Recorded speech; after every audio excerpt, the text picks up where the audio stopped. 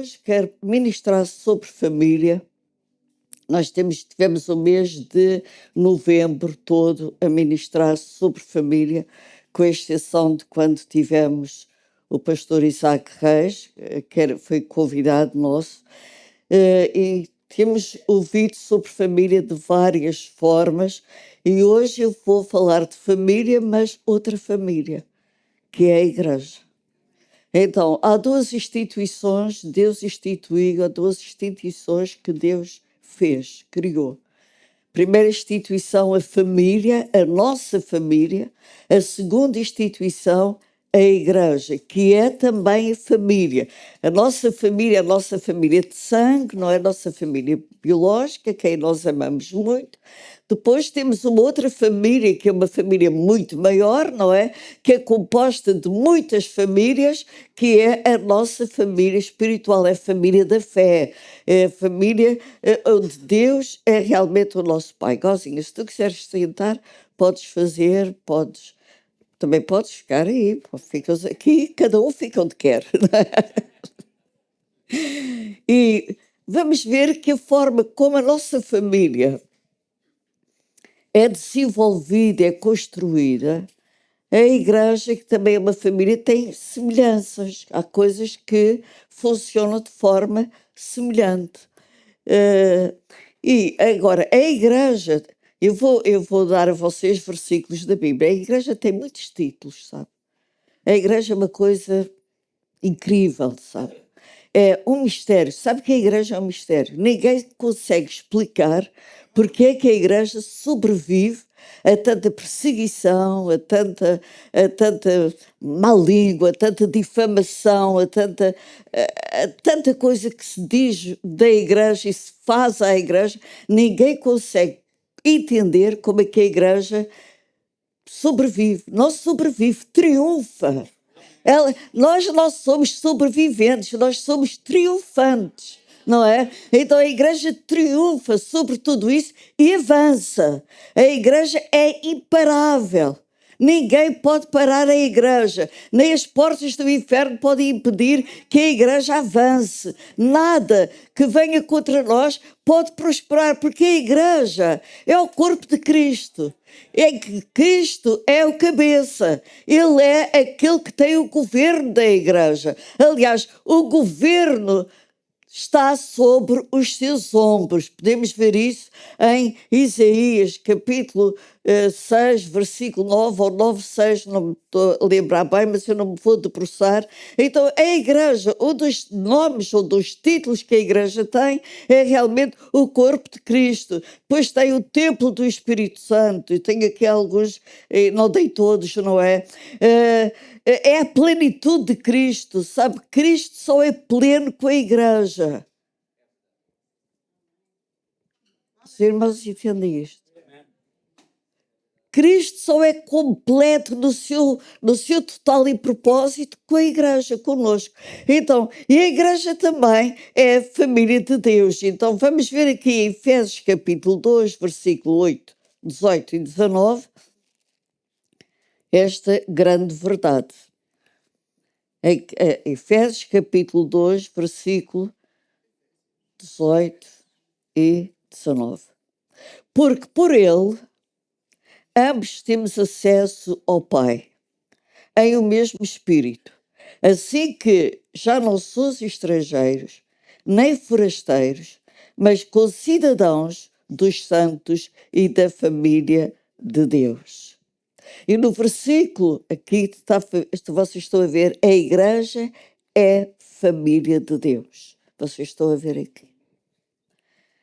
Então nós somos uma família em que temos como Pai Deus. Temos o Espírito Santo, que é considerado a mãe, aquela que nos consola, que nos conforta. O Espírito Santo na igreja faz o papel que a mãe faz em casa. É aquele papel de confortar, de aconchegar, quando o pai está a ralhar, a mãe vai lá dar assim um jeitinho, não é? Para as coisas serem mais suaves. Então o Espírito Santo é realmente aquele que está a mover-se na igreja hoje. E em Efésios capítulo 3, versículo 15, nós vamos confirmar isto, não é? Diz assim, do qual toda a família nos céus e na terra toma o nome. Eu vou ler o 14. Por causa disso me ponho de joelhos perante o Pai de nosso Senhor Jesus Cristo. Paulo estava a dizer que se ajoelhava para orar e interceder pela igreja, do qual toda a família nos céus e na terra toma o nome. E depois continua, para que segundo as riquezas da sua glória, nos conceda que sejais corroborados com o poder pelo Espírito Santo no homem interior. Então vemos aqui novamente Deus a tratar a igreja como uma família, a nossa família. De facto, nós somos os filhos de Deus e nascemos de novo, nascemos de Deus, como diz em 1 de João, capítulo 4, e somos o maior instrumento que Deus tem aqui na terra, sabe? O maior instrumento de ação que Deus tem na terra é a igreja, porque Deus move-se através da igreja.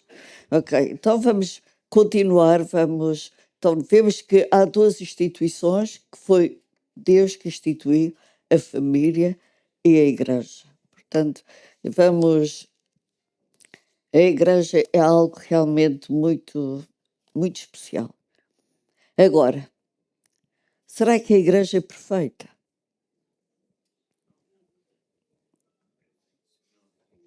Quem é que acha?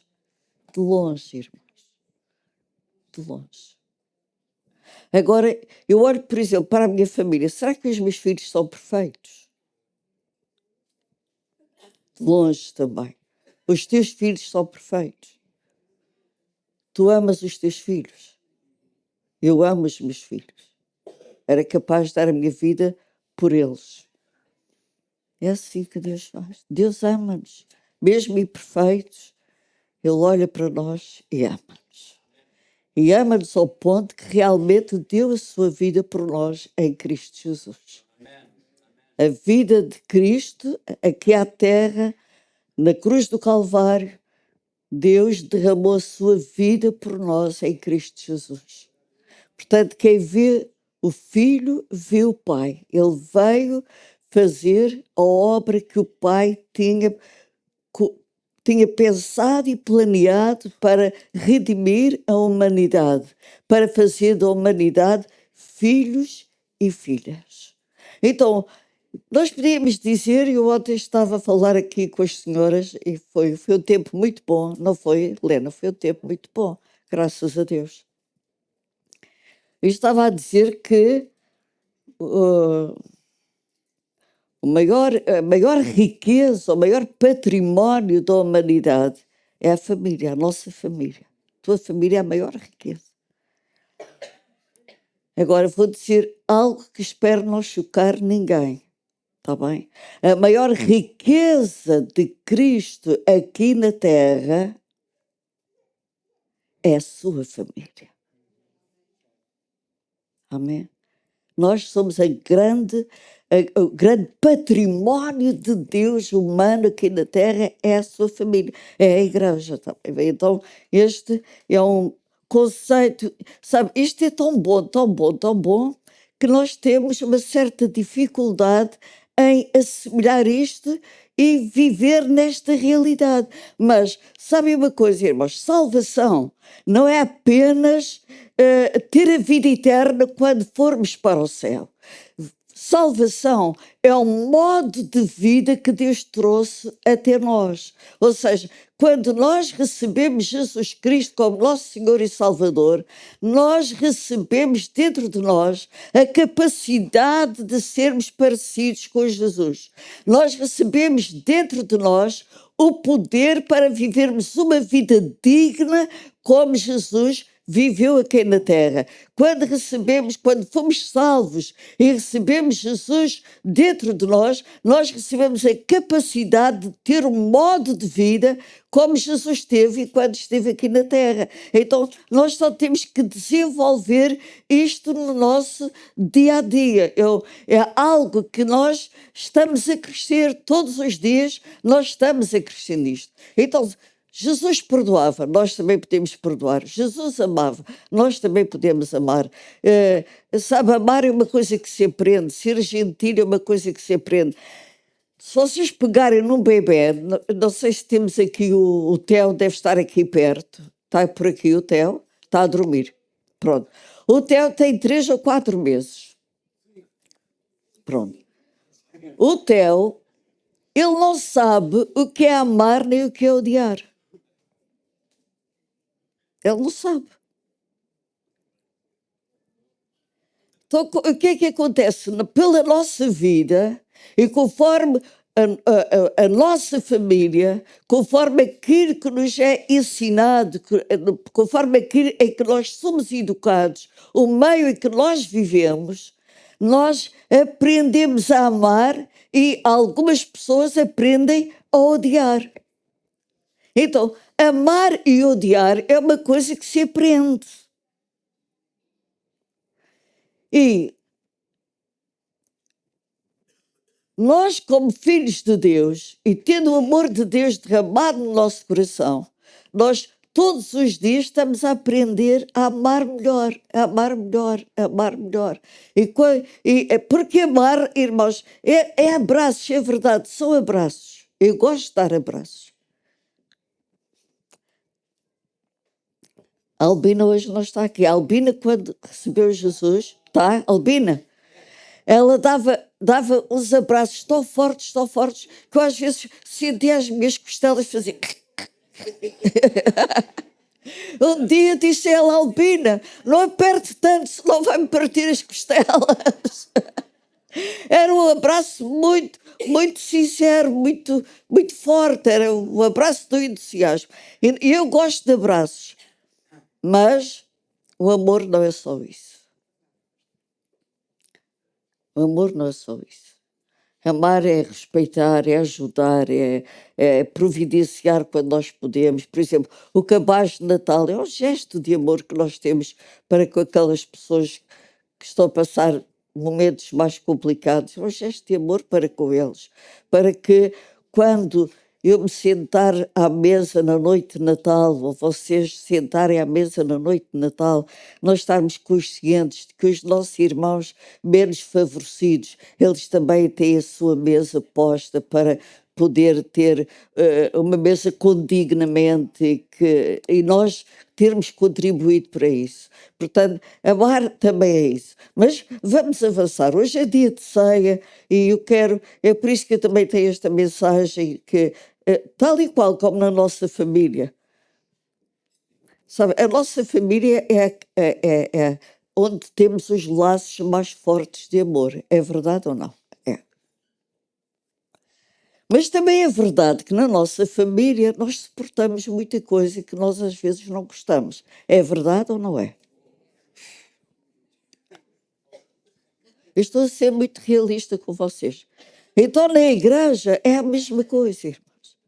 Às vezes nós vemos coisas que não gostamos, ouvimos coisas que não gostamos. Mas porque amamos, nós perdoamos e suportamos. Porque o amor suporta a ofensa ou suporta outra coisa qualquer.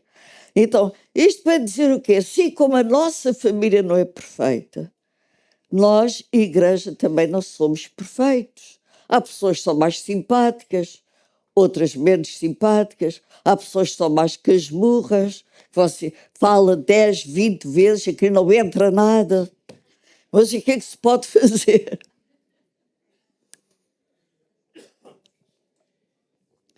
Mas também há aqueles que tu falas e eles percebem logo e fazem, põem em prática, as coisas funcionam. E às vezes há aquele irmão porque faz, ouve, põe em prática e funciona, ele avança, prospera. E o outro que não faz nada fica cheio de inveja, estou a perceber. Mas isso também às vezes acontece nas famílias biológicas. É ou não é verdade? Então isso também às vezes acontece na igreja. São vínculos de amor e ao mesmo tempo parece que há vínculos de hostilidade. Assim, é aquele amor agridoce. Tem uma parte doce, mas uma parte que não se gosta. Mas o que eu quero dizer a vocês é o seguinte, nesta manhã, e hoje é o dia de ceia, o último dia de ceia do ano, que nós possamos ter consciência de que estamos todos em obras. Todos. Estamos todos. Deus está a trabalhar em cada um de nós. Alguns é que é preciso, sei lá, uma picareta para... Mas há outros que é só... Há outros que é só assim uma limazinha, não é? Mas Deus está a trabalhar em nós. Nada é perfeito. Então, o que eu quero vos dizer nesta manhã e neste último dia de ceia, vamos nos aceitar uns aos outros como nós somos. Na expectativa de que no próximo ano, ao celebrarmos a última ceia do ano, estejamos todos muito melhores. Amém? Posso ouvir o amém? Estejamos todos mais santificados, todos muito mais espirituais, todos a orar mais, todos a declarar mais a palavra, todos a estudar mais a Bíblia, todos a amar mais. Vamos acreditar que estamos a melhorar dia a dia. Amém? Tal e qual como nas nossas famílias. Porque ter aquela ideia, aquele ideal de que a igreja é um modelo de unidade, um modelo de amor, um modelo de concordância. Meus queridos irmãos, isso é o ideal falso. Isso não existe.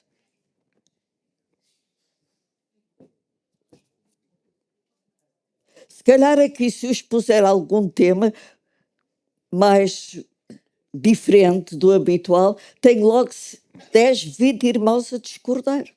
E depois, discordar quer dizer o quê? Quer dizer que eles têm opiniões diferentes.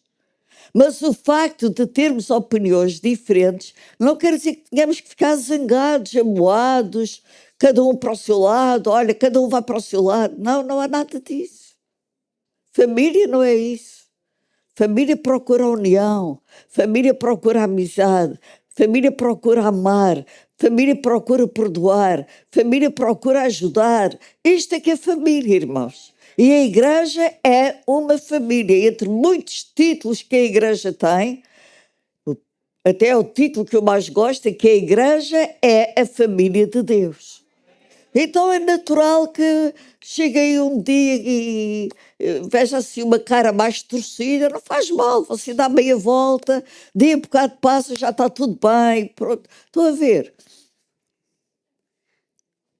Eu tenho uma coisa comigo que é, eu vejo, mas fiz que não vejo. Eu ouço, mas faço de conta que não ouço.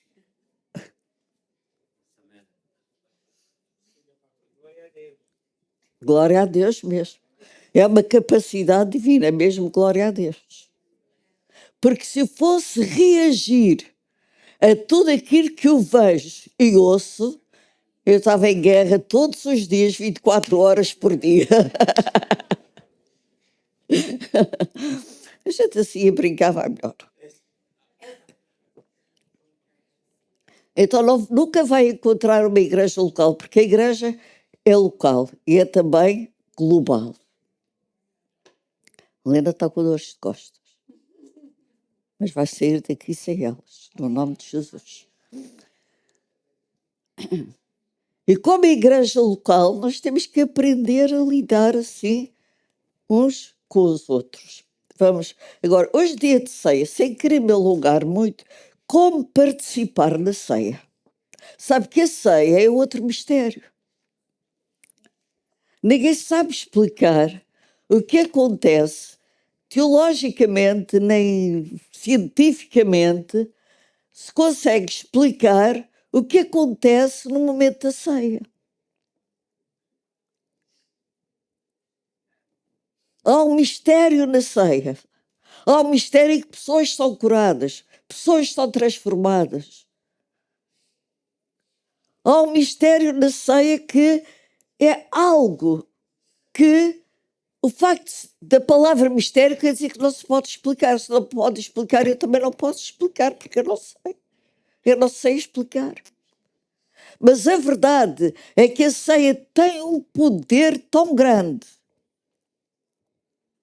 que se nós fizermos da ceia um momento mesmo especial, conforme Deus instituiu para que fosse feito, pois nós podemos ver na Bíblia, estudar na Bíblia, que a ceia é para nos recordarmos e nos trazer à nossa lembrança aquilo que Jesus fez por nós na cruz do Calvário. E não só, a ceia tem o propósito de proclamar as boas novas, proclamar a morte de Jesus até que ele volte. Então, estas duas coisas faz com que a ceia seja um momento brilhante nas nossas vidas. Algo muito especial. Algo que a nossa alma é recomposta muitas vezes. Mas não sei se já aconteceu com vocês. A nossa alma é tranquilizada. Muitos corpos são curados. Eu tenho ouvido vários testemunhos, nós temos vários testemunhos aqui na igreja de pessoas que foram curadas durante a ceia. Nós pastores, nós libertamos fé de quando as pessoas tomam a Santa Ceia, elas tomam cura para o corpo delas, tomam cura para o espírito delas, tomam cura para a alma delas, porque foi isso que Jesus fez por nós na cruz do Calvário. Então, aqui, 1 Coríntios capítulo 11, e vou avançar um bocadinho. 1 Coríntios capítulo 11. Se vocês querem saber quão perfeita é a igreja, leiam as cartas de Coríntios, por exemplo, o livro de Gálatas, vai ver a grande perfeição da igreja.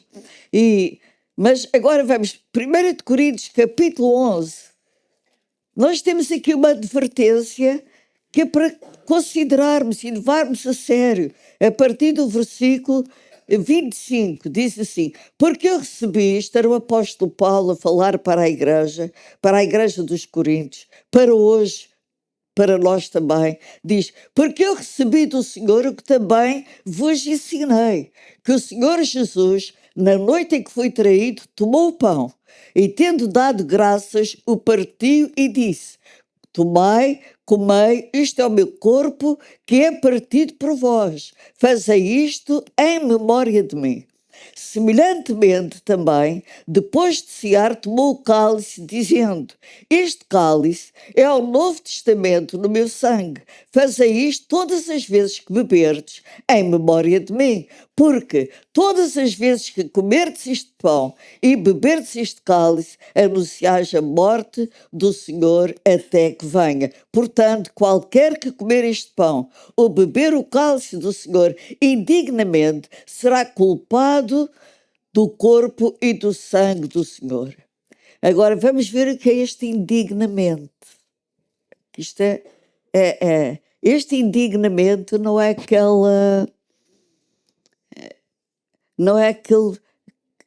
vou dar um exemplo, não é aquela mentirinha que tu deste ontem como desculpa, não é isso. Este indignamente tem a ver com ficção entre os irmãos. Vamos ver.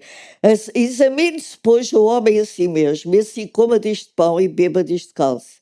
Porque o que come e bebe indignamente, come e bebe para a sua própria condenação, não discernindo, é aqui, irmãos, não discernindo o corpo de Cristo. Indignamente, tomar a ceia indignamente é quando nós não discernimos o corpo de Cristo.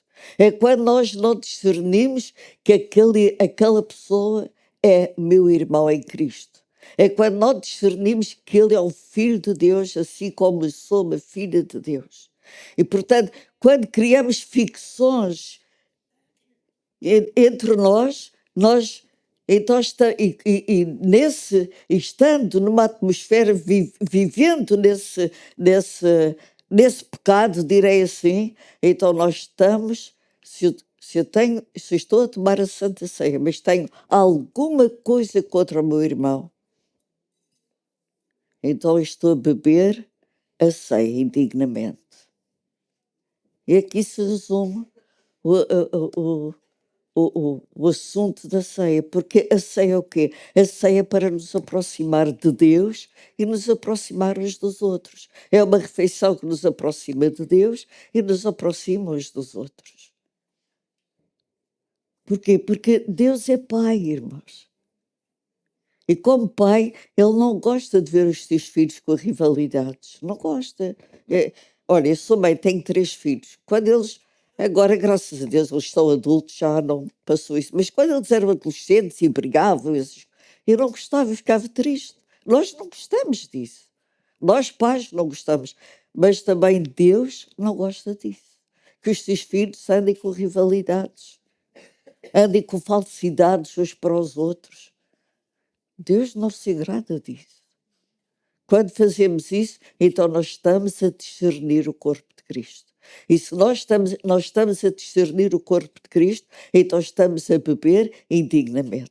E agora, vou dar isto, isto é pessoal que eu estou a ensinar. Agora vamos ver isto como igreja.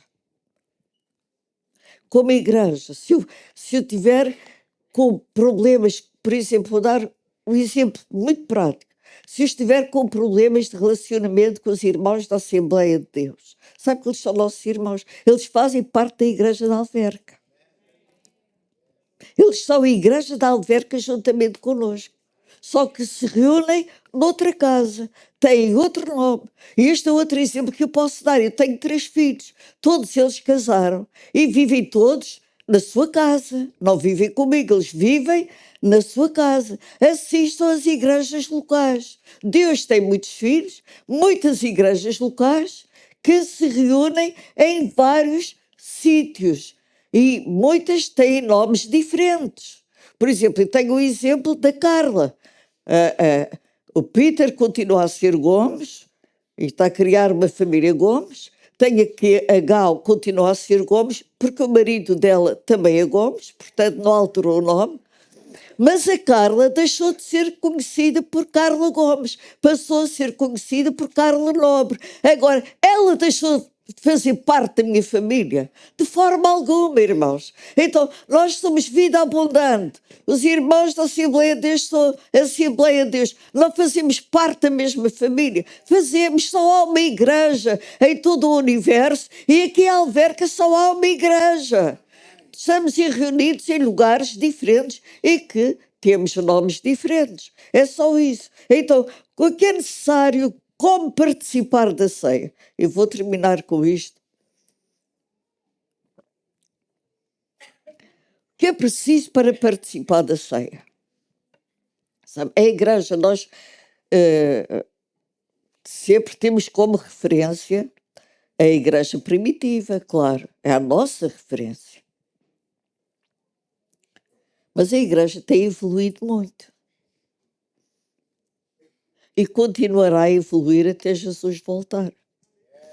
Porque a igreja não para, a igreja é imparável, porque Deus é imparável. Deus não para.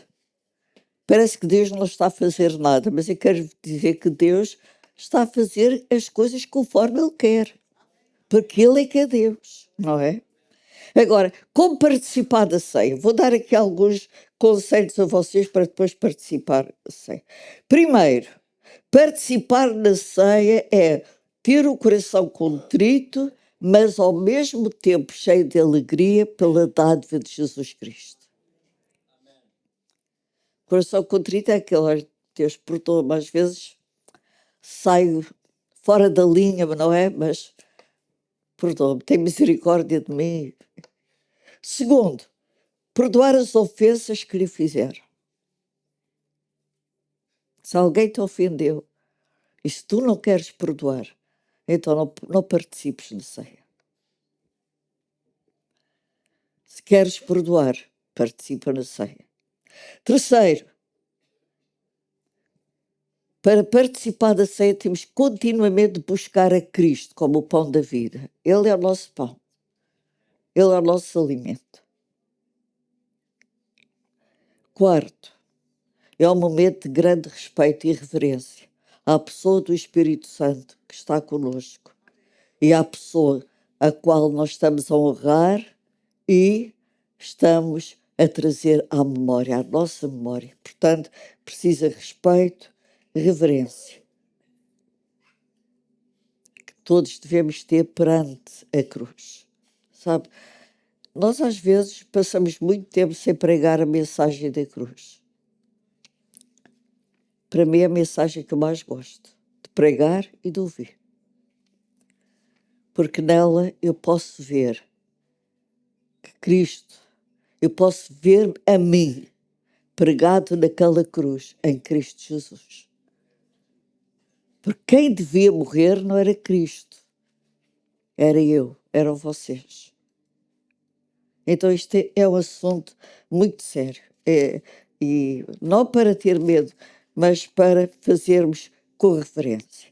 Eu queria só ler alguns versículos a vocês em 1 de João, capítulo 3, versículo 14. É uma das epístolas também que eu mais gosto. Eu gosto de toda a Bíblia, mas há passagens, há livros que gosto mais. Em 1 de João eu gosto muito. 1 de João 3,14 diz assim, podem já ir mentalizando, vamos participar da ceia, diz assim, nós sabemos que passamos da morte para a vida. Podemos ler alto, todos juntos. Vamos ler. Nós sabemos que passamos da morte para a vida, porque amamos os irmãos. Quem não ama a seu irmão permanece na morte. Está a falar morte espiritual. Estou a ser dura com vocês.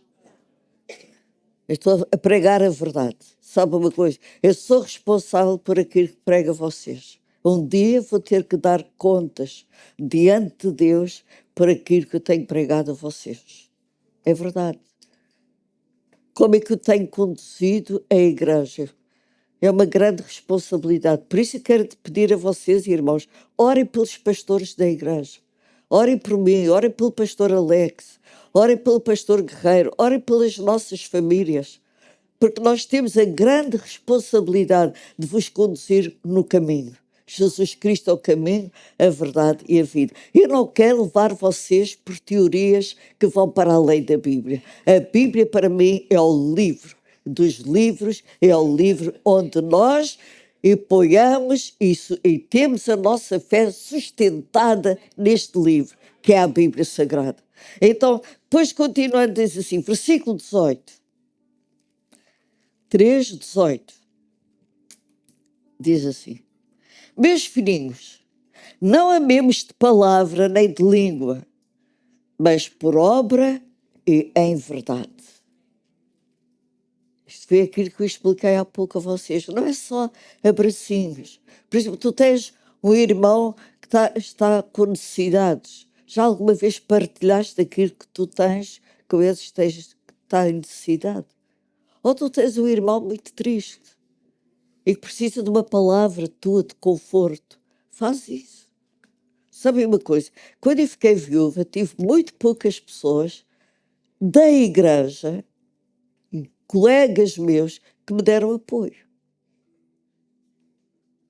Passei muitos dias sozinha. Tive colegas que nunca me deram um telefonema a saber como é que eu estava. Mas a igreja é nós nos interessarmos com o outro. E estou a dizer isto porque estou a falar a verdade. Eu sei que isto vai ser ouvido por outras pessoas. Então nós temos de estar atentos à necessidade dos nossos irmãos. Não é só abraços e beijos. É o que é que o meu irmão está a necessitar. Ele está com um problema familiar. Então vou orar por ele. Tem um filho que está-lhe a dar trabalho. Em lugar de criticar o filho do seu irmão, ore por ele. É verdade. Pronto. Estou a pregar bem, irmão Armando? Pronto. Isso somente com quem tem confiança. Ok, versículo 23. 3:23. E o seu mandamento é este: que creiamos no nome de seu Filho Jesus Cristo e nos amemos uns aos outros, segundo o seu mandamento. Então vocês estão a ver como a vida cristã não é assim tão difícil.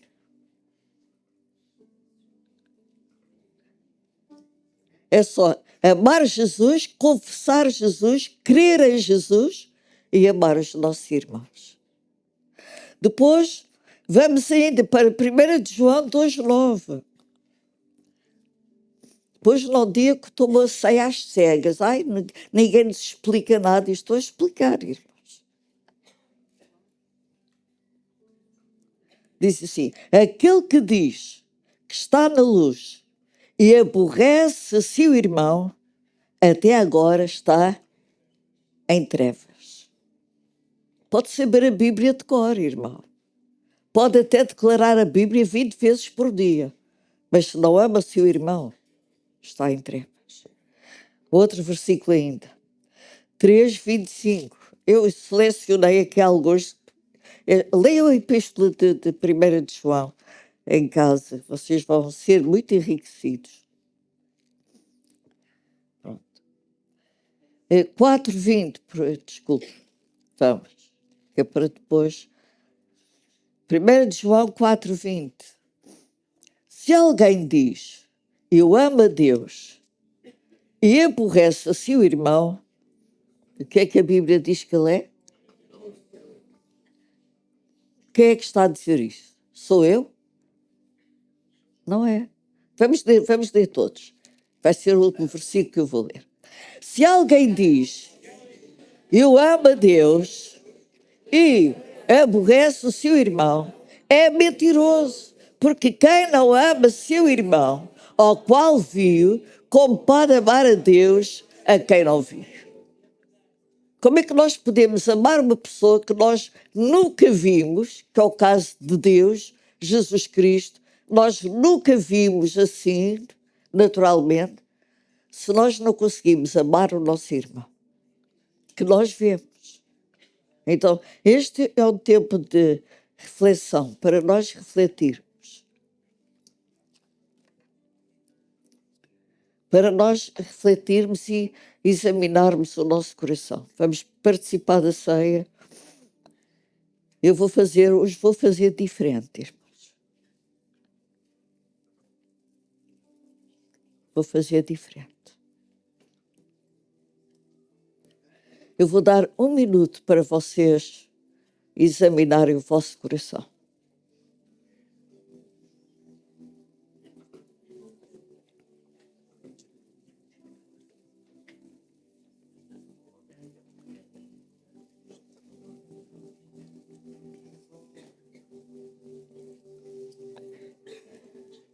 Neste silêncio,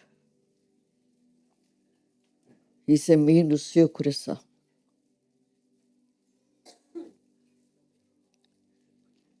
Examine quantas palavras tem falado que não são bênção. Peça perdão a Deus disso.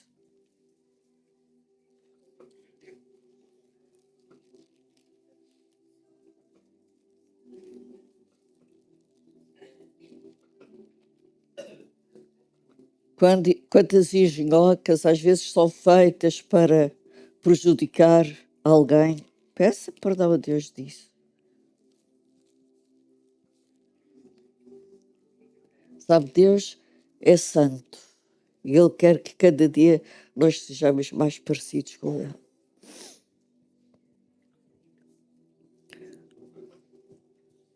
Se eu sente pelo seu irmão, se tem algum irmão que ao pensar nele